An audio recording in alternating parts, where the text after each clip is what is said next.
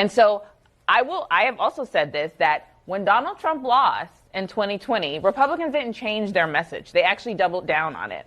I do think Democrats have policies that people like. I do think we have a communications and I think we have a messenger problem right now, which goes to the candidates. So we need to make sure we have, we talk about being the big tent coalition. We actually need to be the big tent coalition, which means sometimes you will have in your coalition people you don't always agree with.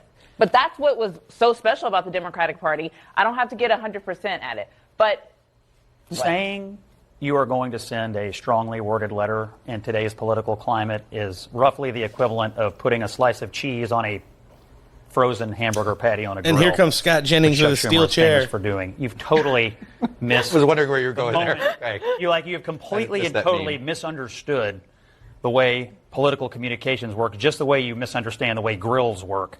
That is not going to cut it for them. And by the way, Clyburn saying he had no idea Joe Biden was in decline and wasn't in a position to know whether he was in decline, his biggest supporter in Congress, Lord have mercy. The scandal deepens, is what I took. That's a true story. And I wanted you to get all that segment in there to, sometimes without yelling and screaming, and it's probably because Scott Jennings was obviously outnumbered 5-1, but at the same time, it was a reasonable conversation. The Democrats were kind of having coming to terms with Jesus. 3 straight election cycles where they don't get to pick their candidate.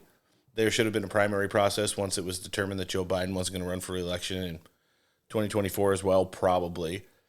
But then they go back to that stuff. Again, the elites, the influencers, the billionaires, the consultants, they're the ones that are pulling the strings right now.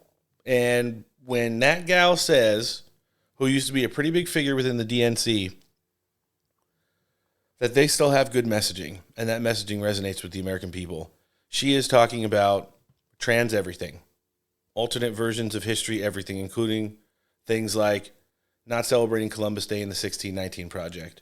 They're talking about everything is racist. They're talking about everything is pronouns. They're talking about open borders. They're talking about not being hard on crime.